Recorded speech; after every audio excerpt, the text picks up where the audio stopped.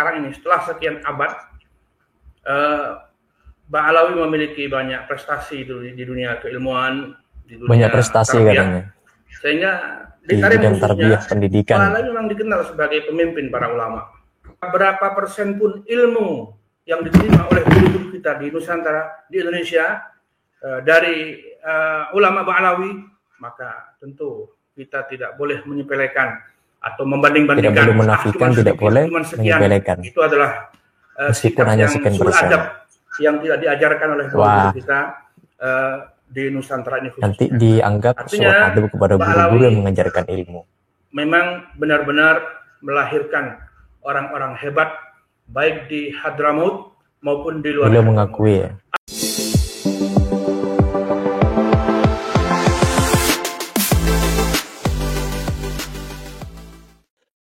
Assalamualaikum warahmatullahi ta'ala wabarakatuh. Kiai Ali Badri Masyhuri mengakui kebesaran keturunan Ba'alawi yang katanya melahirkan orang-orang hebat baik di Hadramaut saat itu ataupun di luar seperti di Indonesia. Kalaulah ada sebagian habib dari kalangan Ba'alawi di Indonesia berperilaku kurang mencerminkan keluhuran keluarga Ba'alawi, hemat beliau hanya sebagai oknum yang tidak boleh menjustis, mengeneralisir Ba'alawi kurang baik.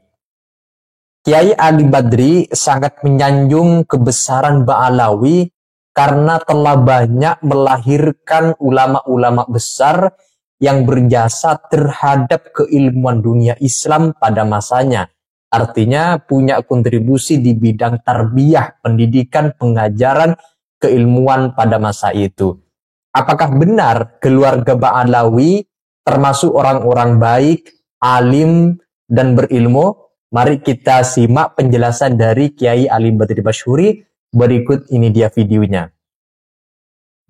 Ba'alawi sudah dikenal di dunia, khususnya di Hadramaut, karena memang pusatnya di Tarim Hadramaut, bahwa sekarang ini setelah sekian abad, Ba'alawi memiliki banyak prestasi di dunia keilmuan, di dunia banyak prestasi tarbiyah, katanya. Sehingga di bidang tarbiyah pendidikan. Ba'alawi memang dikenal sebagai pemimpin para ulama. Mereka pemegang kepemimpinan dunia keilmuan, dunia pada masa tarbiyah, itu, khususnya di Tarim. Karena memang dalam sejarah di awal-awal keluarga Ba'alawi, mereka itu dikenal belajarnya kepada masyayikh, orang biasa, bukan dari kalangan orang yang bukan keluarga Ba'alawi. Namun pada akhirnya hingga sekarang Ba'alawi memimpin, itu artinya Ba'alawi punya prestasi. Memimpin keilmuan katanya. Karena dari awalnya belajar pada orang lain, kemudian mereka memimpin keilmuan di sana, itu artinya mereka punya prestasi sehingga menggantikan posisi ulama dari keluarga non Ba'alawi. Ini adalah sejarah yang dikenal oleh orang-orang Yaman, dan tentunya di Yaman itu berbeda Pak Yusuf dengan di Indonesia. Di Yaman itu untuk memimpin keilmuan, untuk memimpin ulama misalnya, itu betul-betul harus berkompetisi gitu. Karena di Yaman kan sama-sama Arabnya. Berkompetensi.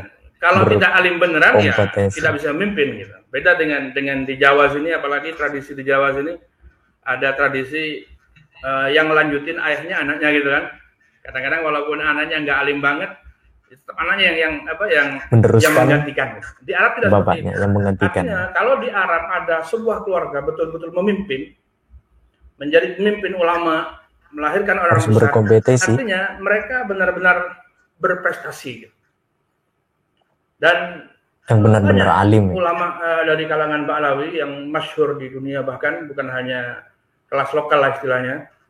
Dan yang paling masyhur di antara mereka adalah Al-Imam Abdullah bin Alwi Al-Haddad, di mana kitab-kitab beliau, karangan-karangan beliau dibaca di belahan dunia, khususnya dunia Islam, di mana guru saya, Syekh Muhammad bin Ali Al-Maliki, termasuk ulama besar di Makkah Al-Mukarramah, yang juga mempelajari, mengkaji kitab-kitab Ba'alawi, khususnya kitab-kitab Al-Imam Abdullah Al-Haddad. Dan termasuk sebetulnya keilmuan habaib, keilmuan Ba'alawi juga masuk ke Indonesia, walaupun kita tidak memungkiri bahwa keilmuan Ba'alawi di Indonesia bukan mendominasi, karena ketika kemarin ada yang mengangkat bahwa Ba'alawi itu juga guru bagi ulama kita di Indonesia, ada yang seperti nggak terima, menganggap bahwa keilmuan Ba'alawi atau sanad Ba'alawi masuk Indonesia itu hanya sekian persen saja, tidak banyak sekali. Oke, betul bahwa ulama Indonesia sanad keguruannya, keilmuannya banyak ke Mekah, khususnya yang akhir-akhir ini kan, yang di masa Syekhul Bangkalan misalnya banyak ke Mekah. Namun begitu, tetap kita tidak bisa memungkiri bahwa keilmuan Ba'alawi juga masuk ke Indonesia walaupun sekian persen. Dan dalam tradisi santri ya, tradisi santri yang diwarisi dari Sayyidina Ali, beliau berkata, ana abdu man 'allamani walau harfan. Aku adalah hamba sahaya, aku adalah budak bagi siapapun yang mengajariku walaupun hanya satu huruf. Wah. Ini adalah tradisi santri yang diwarisi dari Sayyidina Ali, maka berapa persen pun ilmu yang diterima oleh guru-guru kita di Nusantara, di Indonesia, dari ulama Ba'alawi, maka tentu kita tidak boleh menyepelekan atau membanding-bandingkan. Tidak boleh menafikan, tidak boleh menyepelekan. Itu adalah meskipun hanya sekian persen yang tidak diajarkan oleh guru-guru kita di Nusantara ini khususnya. Nanti dianggap soal adab kepada guru-guru yang mengajarkan ilmu. Memang benar-benar melahirkan orang-orang hebat, baik di Hadramaut maupun di luar. Beliau mengakui ya. Adapun kemudian Ba'alawi melahirkan orang-orang hebat, ulama-ulama hebat. Di Indonesia khususnya ya, di Indonesia khususnya, mungkin ada sebagian Ba'alawi yang berbuat suatu hal yang tidak baik, atau bahkan mungkin banyak Ba'alawi yang melakukan hal tidak baik, maka tentu saja itu adalah oknum. Itu adalah oknum, dan kita tentu sangat tidak bijak kalau hanya karena oknum di negeri ini kemudian kita tidak menghormati, apalagi meremehkan ulama Ba'alawi di luar.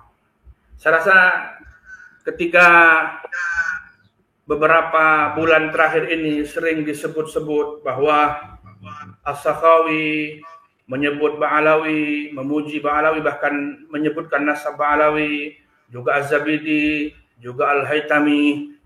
Orang-orang yang selama ini menolak nasab Ba'alawi, mereka menganggap bahwa itu bukan bukti keabsahan nasab Ba'alawi.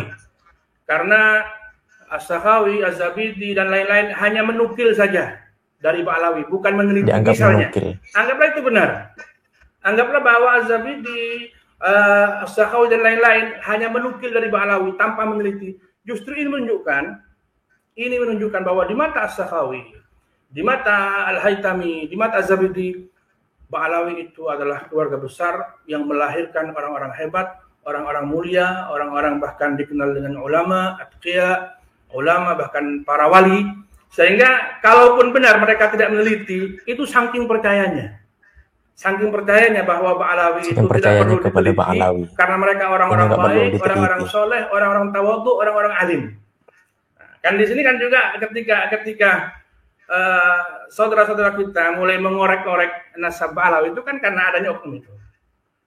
Setidaknya ketika nasab Ba'alawi, sejarah Ba'alawi ditulis oleh sekelas Imam Sakhawi dan lain-lain, itu artinya di mata mereka Ba'alawi benar-benar keluarga besar yang melahirkan para ulama, orang-orang mulia, sehingga tidak sepatutnya tindakan oknum di satu negeri, di satu negara kemudian membuat kita bersikap kurang sopan kepada semua Ba'alawi. Nah, itu teman-teman barusan penjelasan dari Kiai Haji Ali Badri Masyhuri mengenai keagungan kebesaran keluarga Ba'alawi yang dipersoalkan oleh sebagian orang di Indonesia. Artinya nasabnya tidak diakui sebagai bagian dari dzurriyyah baginda Nabi. Tidak heran misalnya apabila Kiai Ali Badri Masyhuri sangat mengagungkan Habib dari kalangan Ba'alawi karena beliau sendiri termasuk salah seorang yang mempercayai Ba'alawi bagian dari dzurriyyah baginda Nabi. Kepada para penentang nasab, Kiai Ali Badri menegaskan bahwa mereka tidak menerima terhadap bukti-bukti ilmiah yang disodorkan perihal konfirmasi benar adanya Ba'alawi sebagai keturunan Nabi. Padahal apa yang disebutkan oleh ulama terdahulu yang bicara Ba'alawi cukup sebagai bagian kecil bukti bahwa Ba'alawi orang baik dan nasabnya sohih. Ini yang kemudian ditegaskan oleh Kiai Ali Badri Masyhuri. Nah, itu saja teman-teman apa yang barusan kita simak penjelasan dari Kiai Ali Badri Masyhuri. Kalau ada yang ingin disampaikan, silahkan tulis di kolom komentar. Sekian dan terima kasih. Wassalamualaikum warahmatullahi taala wabarakatuh.